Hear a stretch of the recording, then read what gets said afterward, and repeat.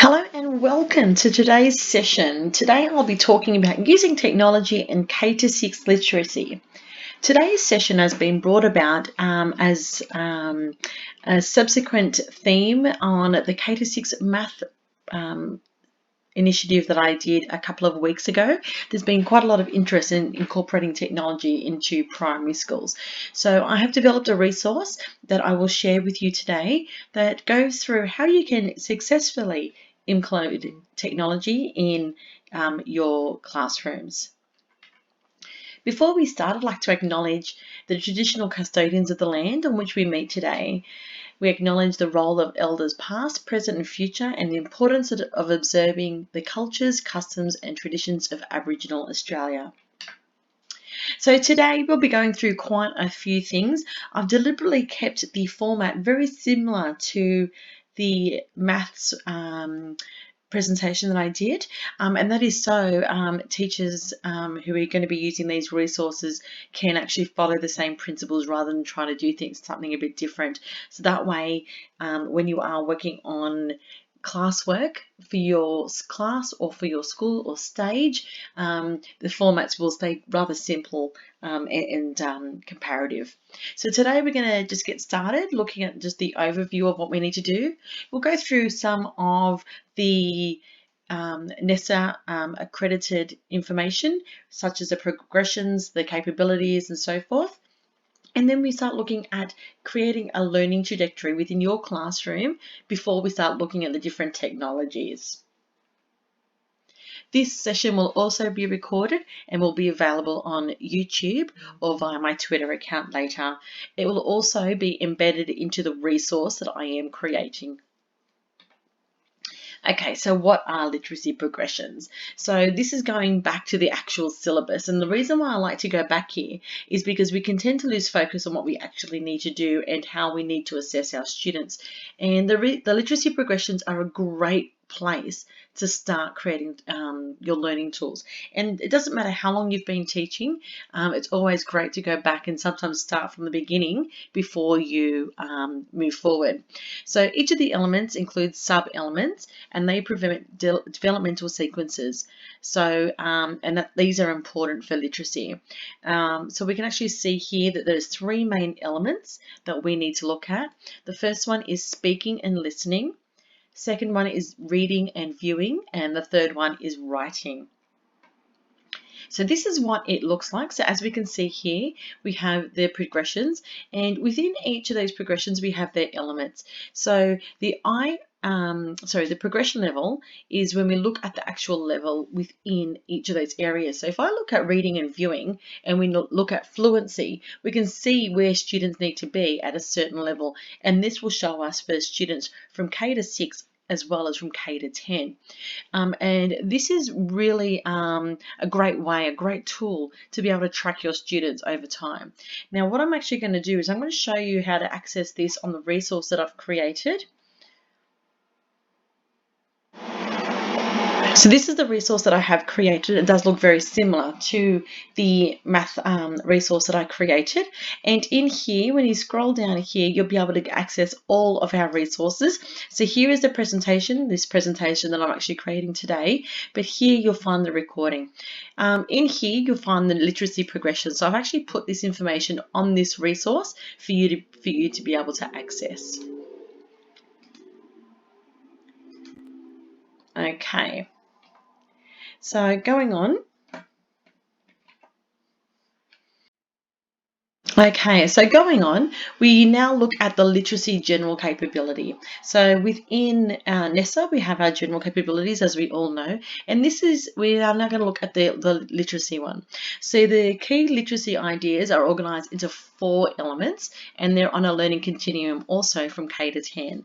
And this is actually really important, particularly in primary school, because it does look at the transition between infants to primary and then the transition from primary to high school. I do like to say that it's more so of the transition between primary and middle school, that year 7, year 8, where students are finding a massive gap in their literacy levels, and that is for a number of reasons, but obviously joining high school is one of the contributing factors there. So this is what the literacy general capability looks like. So as we can see, there are two main areas. So we've got the comprehending text through listening, reading, and viewing, as well as composing text through speaking, writing, and creating. These are very similar and align really well with the literacy progressions that we saw earlier. And within those two areas, we have the four sub-elements. So we've got the grammar knowledge, the text knowledge, the word knowledge, and the visual knowledge. So we can actually apply literacy in any KLA or anything that we are trying to teach to our students, regardless of the topic. It doesn't have to be specific to English, which is fantastic. So what does the research say? So what the research says is that it's actually quite alarming. These statistics actually scared me a little bit when I was collating them.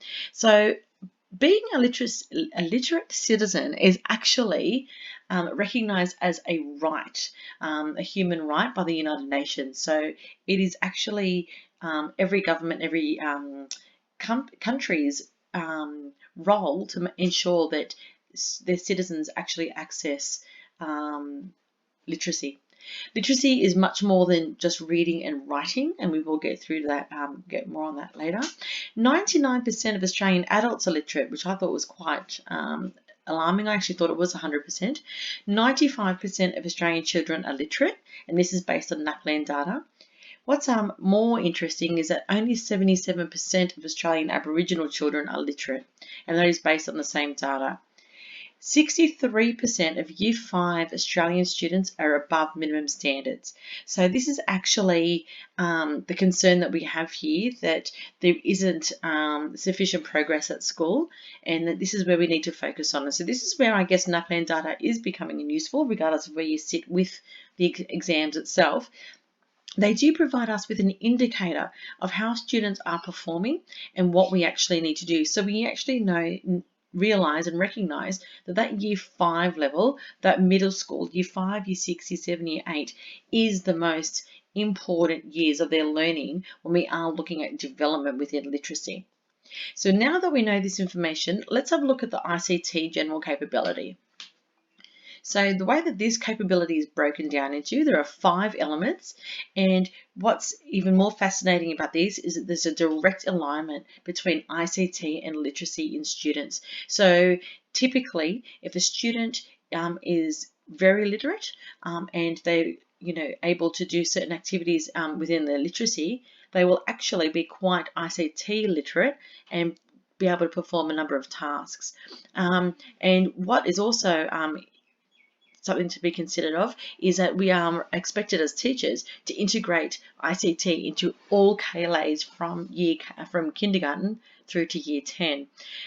Simple in some schools, rather difficult in others, particularly when you're not well resourced or the students simply don't have access to technology outside of the classroom.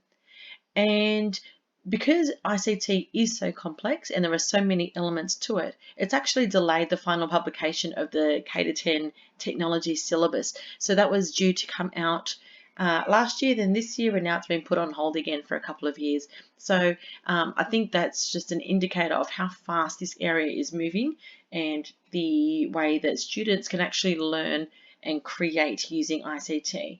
The most important thing here is that we want to move away from students being consumers of technology to creators of technology, and that is where the technology syllabus and the ICT general capabilities look at.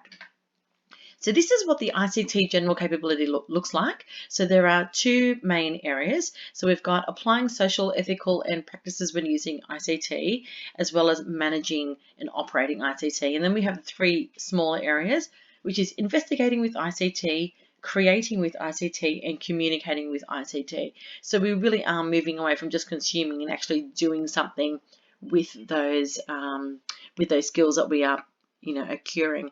So what do we do now? We're going to look at all 3 together. So what does it look like when all 3 are put together? So this is what teachers need to actually look at. So the first thing you need to look at is the literacy progressions. So, and on top of this as well, we've also got to remember that teachers have lots of other things that I need to consider. We're not denying that at all or disregarding that. And we know that there's pedagogies and ways of doing things in each school. Each school does actually perform and teach in a very different context. So, adding this to what you're already doing as a whole school model can be quite complex in some learning environments. But the ideal way is to basically integrate the three of these together. So looking at the progressions, looking at the literacy capability as well as the ICT capability. Now, when I put it like this, it actually makes a lot of sense in terms of how you would put it together. So when we're actually creating the task, we actually go in a sequential order. The first thing we do is we look at the literacy progressions, and then we look at the literacy general capability, and then we look at the ICT general capability. However, that's how we plan the task, but we don't create our task that way. So when we create our task, it actually looks like this. So we know what we want to do, we've planned it, but when we create it, we actually do it backwards. So we start with the technology, we look at the tool. So this is the method of, implementation or the method of learning. So we start with the ICT tool and we actually determine what the capability element that they're actually going to achieve. And we then look at the literacy element that they're going to achieve, and then we look at the progression. And by doing this in this backward mapping, we're actually focusing on the pedagogy, we're looking focusing on the literacy activity itself. And what you will hear with throughout this entire presentation is that pedagogy drives technology. So technology never drives pedagogy. You will always focus on the pedagogy. So it's always the student needs and the learning outcomes that matter. So it's really important that we focus on the pedagogy and not the technology. The technology may determine what we can and can't do, but it will never determine how much a student learns. And it's also really important to remember the overall pedagogy of what the overall pedagogy in your school looks like, and because every school is very different. Some schools are stage-based, some schools have a whole school approach. There is no one size fits all model, and that is why. So when I go into the technology aspect for this presentation, you'll actually see that I'm actually going to name lots of different technologies because different schools do use different things. Okay, so now let's look at technology. So these are some considerations that you'll actually need to take or make in your school, and these will actually determine what you can and can't do because of just obvious limitations. So what technology is available in your school? And with that as well, I also look at age. How old is that technology, and will it still be able to do the things that you want it to do? Having a first generation iPad may not, as we all are aware, may not be able to do the things that the latest iPad can do. What technology is available to your class? So just because it's available in your school, it doesn't mean that your class is able to be able to access it. We see a lot of schools that still have traditional computer labs where it's preference is given to the older students or more able students or gifted and talented students, and the younger years or the more supported the student is, the less access they get into those classrooms. Do you have the opportunity for co-teaching? Because if you do, this is actually a fantastic way to deliver technology or use technology in your school. What is the student device ratio in your school? Is it 1-to-1? Is it 1-to-2? Is it 1-to-many? So how is that distributed throughout your school? Or does your school have a BYOD policy? So are you working in an environment where students are using their own devices and you don't have any management control in deploying apps or what they can and can't access? And what tool is most used or preferred by your teachers at your school or stage? There's many schools for primary schools and we will look at the learning trajectories soon. What tools are more capable to deliver learning at different ages and stages for students, and what teachers are comfortable in using. And teacher confidence is absolutely massive. We need to take that into consideration. Otherwise, the lesson and the embedding of technology won't be successful. So now that we've done that, we then need to answer these questions. So what devices will you use? And the reason why we look at that is because if you're using primarily iPads, does that enable you to do the things that students could do on a Windows 10 or a Chromebook? What software can you access? Again, are the things that you want your students to use or create app-based, or are they software-based? That will determine the devices. What are the staff confidence levels? Are they novices? Are they experts? What is the range, and what sort of mentor program do you have in your school to be able to support and buddy up teachers, particularly if you're using co-teaching pedagogies? And what are the teachers' roles in the management of hardware and software? So we're not just looking at the T4L catalogue and just pushing out softwares as they need them. It's also, do they have access to creating and managing a Google Classroom? Do they have the ability to use Apple Classroom and freeze iPads or push out apps or websites as the younger students need them? Do you have camera facilities on your devices where students can use QR codes and so forth? So these are the sorts of questions that we always consider before we look at the pedagogy, because once we know what tools we're working with, we can go ahead and actually create the task. So in terms of the ICT learning trajectory, it's not about creating individual activities for students.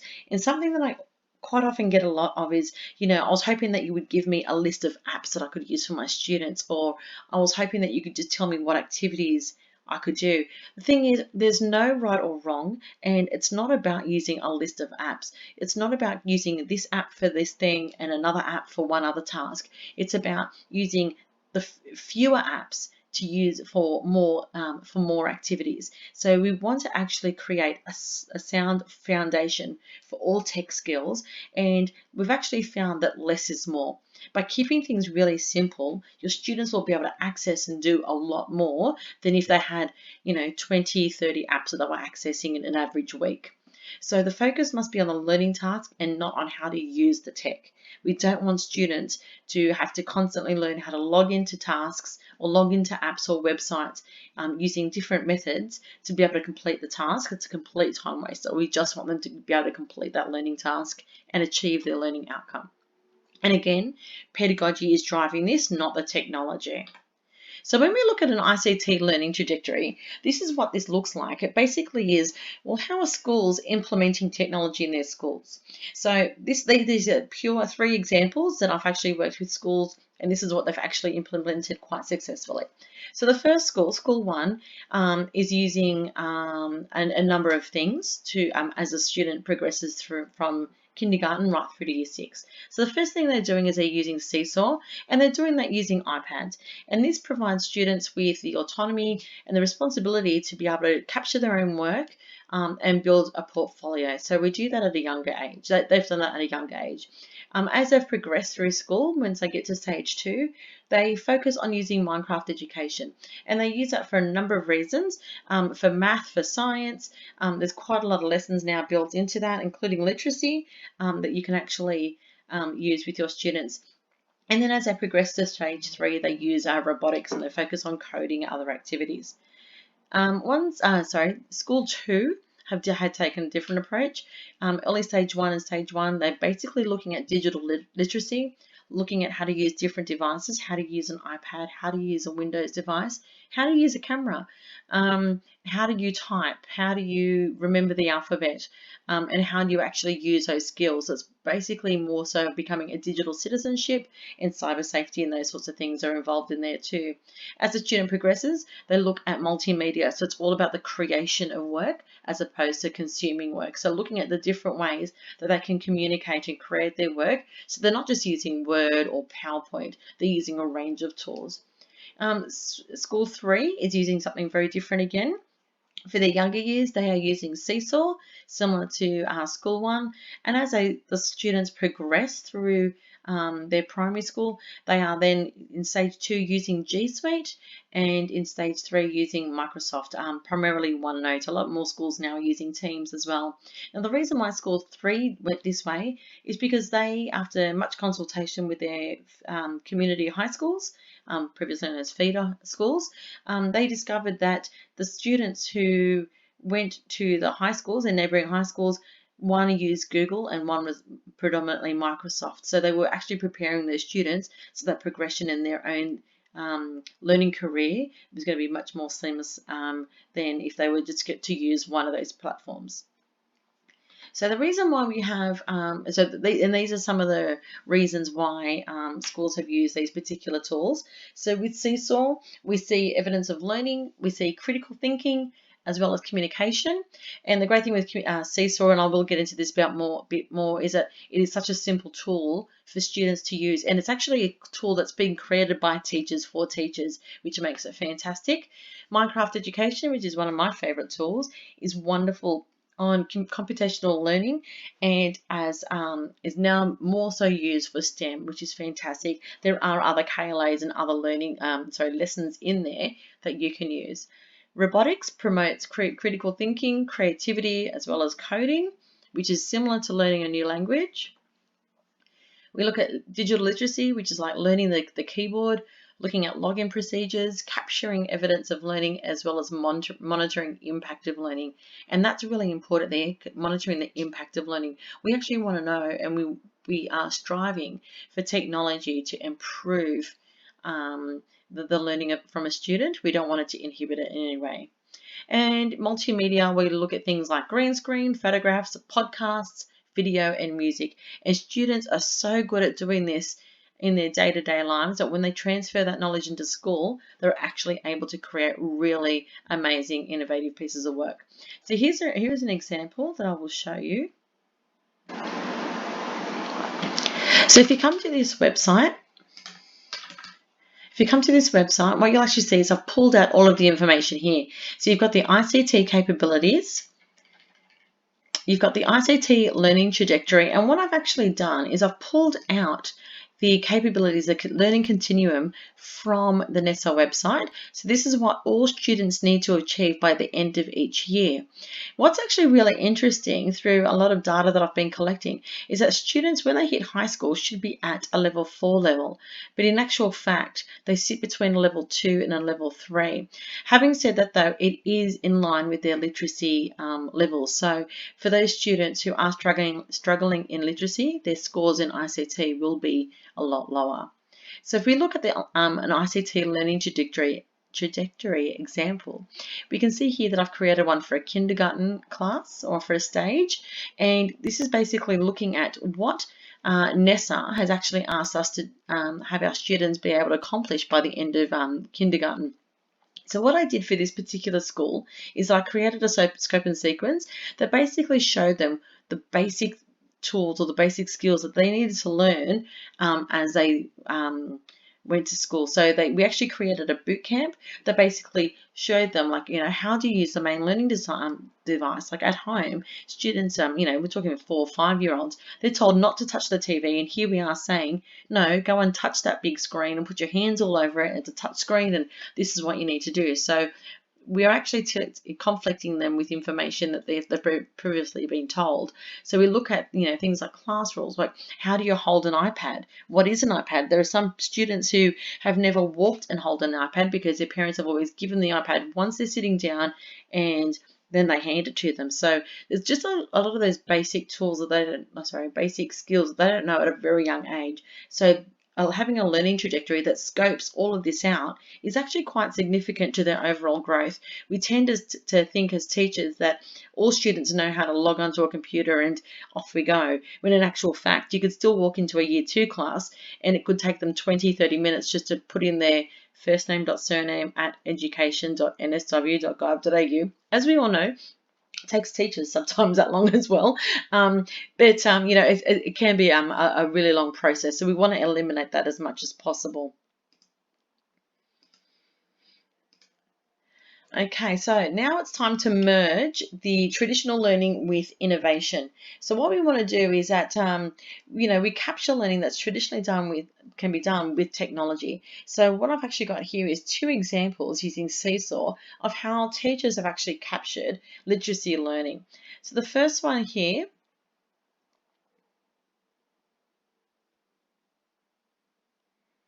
is a little video. Hopefully the sound will work, and you can actually see these students are in kindergarten just completing a reading eggs activity.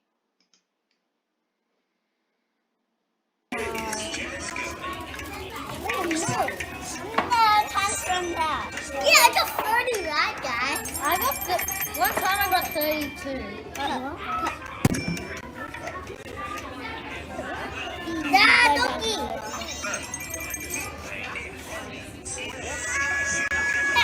to that. No, you're doing it. Oh, okay. The dinosaur is.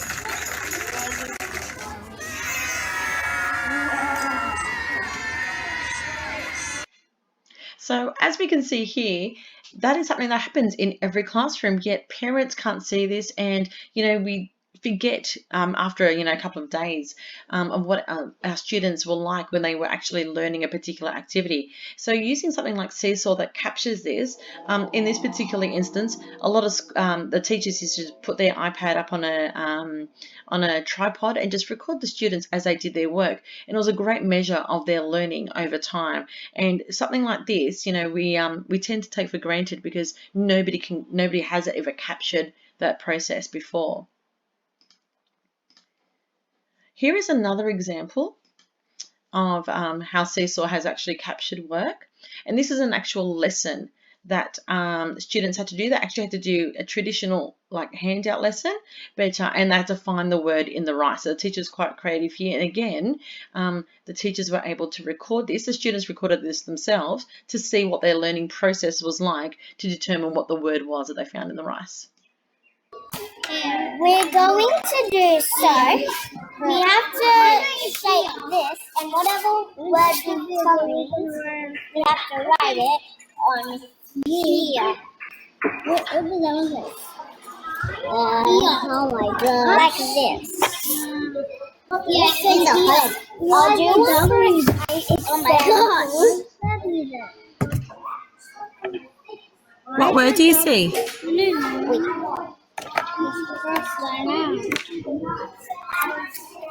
This is the word I just did. Wait. Oh yeah, I remember.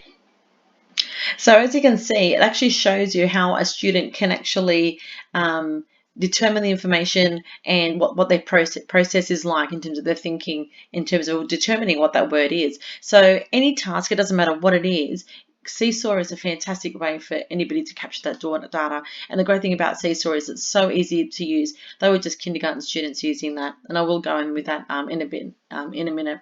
So Seesaw can be accessed on any device. It can be used on iPads, Chromebooks, Windows devices. It's absolutely fantastic.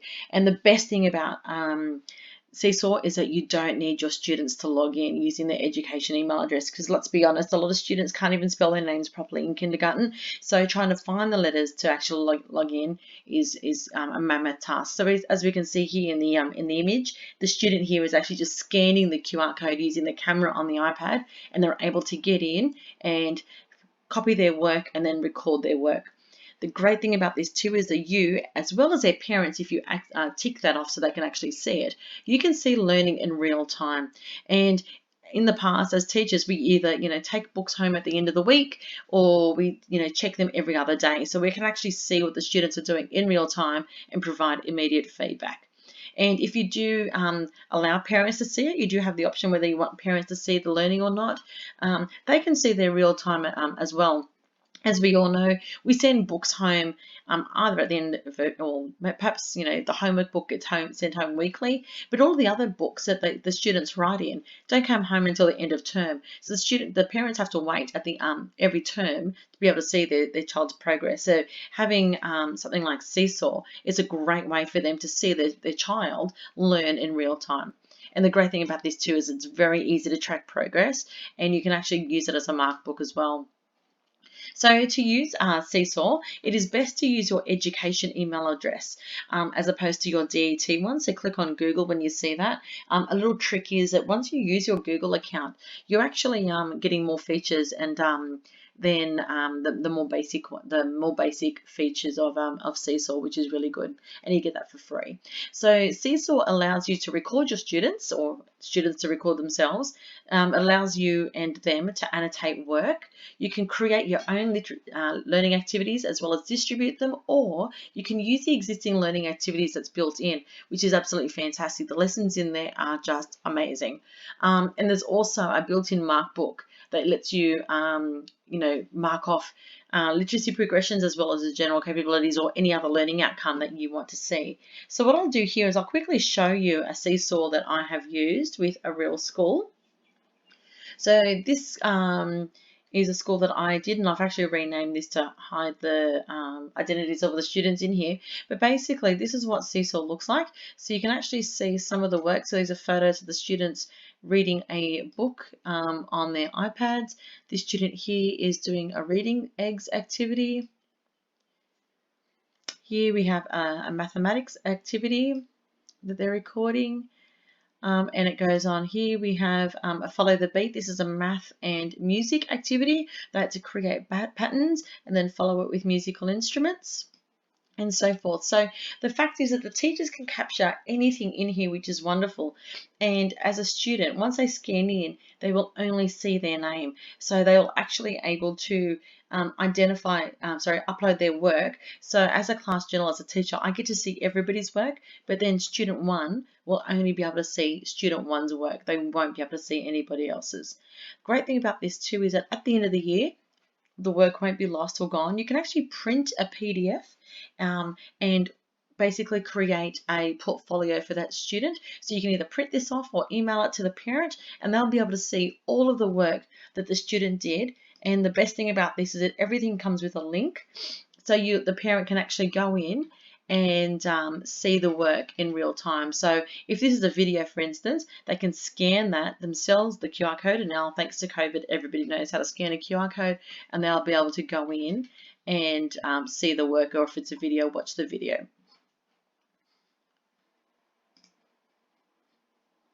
Another great thing about this is, as I said, hang on before I go into that, is their activities. So you can create your own activities and assign them. So by clicking on the add button, you can add your activities, or you can use the ones that are actually in there. So the library, if I just quickly click on the library here, if I click on community, it's a bit like Pinterest. It's the best way to describe it, I think. And these are all of the lessons that other teachers have actually created. So the great thing about this is that it's teachers creating work or tasks that other teachers can use. So you can come in here, and there are thousands of lessons in here. And if you like something, so for example, Mind Yeti, get your mind ready. Let's have a look at this. I'm going to use this later, but I don't want to use it now. I'll just like it. And then when I come into my library, these are all of the activities that I've either created myself or that I've liked. So here is the one that I've just liked, and then when I'm ready, I can assign that to my students, or I can create a new activity as well. So it's just a fantastic resource there. And the great thing is that you can actually assign it to multiple classes if you are co-teaching, or if you share the classes within your stage. So, a ability group comes to you for particular lessons, you can actually share that with everybody. The great thing here is that in skills, this is where you are keeping your mark book. So here what I've got is I've actually got all of my learning outcomes here. So as the students come through and I mark their work, I can actually grade them. So again, at the end of this, I can export this as an Excel document, and then I can use that to either upload into Central or however else I'm keeping all of my student marks. But everything is there in real time online. So even when it comes to things like parent interviews or whatnot, you can actually share that information with parents really, really easy, which is fantastic. Okay, so that is Seesaw. Now I'm going to be moving over to Microsoft. So Microsoft is an absolutely massive suite of tools, as we all. Okay, so now we're moving on to Minecraft. And sorry. Okay, so now we're moving on to Microsoft. Now, as you know, Microsoft is absolutely huge, and the suite of tools that we can use is just massive. Now, to access Microsoft, you can do it two ways. You can either go through My Essentials in your staff portal, or you can go to office.com. Either works regardless of where you are or what device you're using.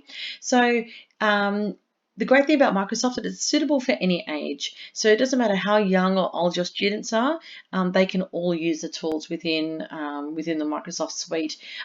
People often say that, OneNote's a bit young. I've worked with a school quite closely where kindergarten were using OneNote inside Teams to be able to complete work, and they were doing it absolutely amazingly. So there is no age restriction when it comes to these tools. The new tool Whiteboard is absolutely fantastic for literacy in English. I'll quickly just show you what it's like. It is, as it suggests, a whiteboard. So as it suggests, it is just like a whiteboard, and it allows students to be able to add text, add images, you can handwrite, you can draw, you can, lots of different capabilities on here as well.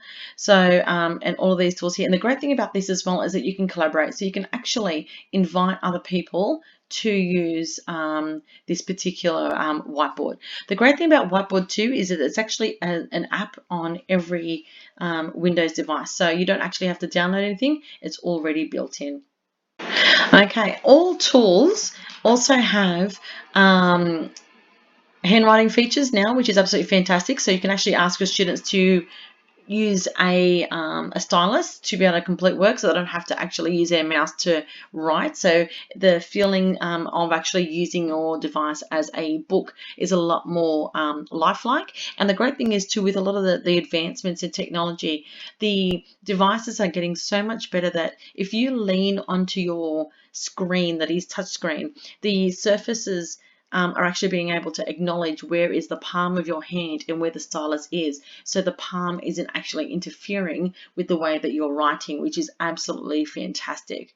The immersive reader is also available on all tools, and if you haven't heard about the immersive reader, I do ask you and encourage you to research that and look into it, because it is absolutely fantastic. And my daughter is in year 10, struggles with reading, and uses her immersive reader for everything. Absolutely fantastic. Microsoft, like other tools, have real-time feedback capabilities, and it's the Microsoft tools are just great for any age to use. So here, what I'm going to show you now is an example of a OneNote in terms of how it uses, just so you can see what one can do. So this is the immersive reader, and what this does is actually reads what I've written. So let's play this and see what happens. One day I was walking to the park. Wonderful. So, and the great thing about this too is, and this is something that's absolutely fantastic, one of my favorite things, is that if I want my students to see what is a noun, what is a verb, what is an adjective, what's an adverb, I can actually color code this and show the labels so they can actually see. What's even more cool is that if I hover over these words, it's probably not, if I click on them, it actually shows an image of what that word is, and it will actually say, so if I don't want the entire thing read out to me, I can still try to learn what those words are. Park. So if you have any students also within your class that are from a different background and English isn't their first language, you can actually change the language of this as well, and it will actually change it for you, and you can actually have in both English or in that particular language. So if the student doesn't understand English quite well, it can read it out in the other language. 有一天我步行去公园。有一天我步行去公园。 Excellent. Okay.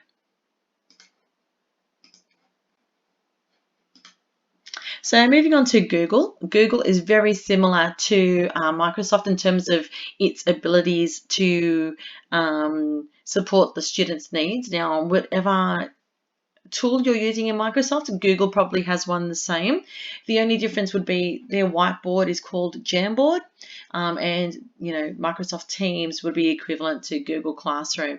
I will have an example here for Jamboard, but it's literally exactly the same as the whiteboard. The great thing about all of Google's tools too now is that they are permitting handwriting features, and their Chromebooks, if you are a Chromebook school, the later models do have touchscreen capabilities, so the integration of the stylus is becoming introduced there as well. If you are an Apple school, there are lots and lots of literacy apps that you can use, but as I said earlier, it's very important that you don't rely on a ton of apps to be able to teach. There is a huge philosophy that suggests that the fewer apps that you use is better for the students' learning. The great thing about Apple iPads in particular is that it gives the teacher control over all of the iPads within that classroom. You can actually push out apps that you want your students to use in real time. You can freeze their iPads. You can have different students working on different tools at the same time. The best two literacy apps that I do recommend on Apple iPads is Pages and Keynote. It is very similar to a Microsoft Word or a Google Docs, as well as PowerPoint or slides. They are very creative tools, and students can actually create quite a lot of work here. There is a little video here on Apple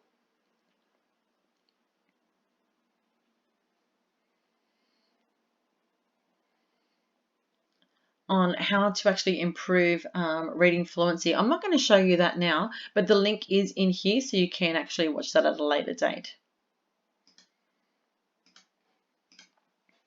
Okay, student feedback. Providing student feedback, as we all know, is critical, and we need to do this, as quickly and as easily as possible.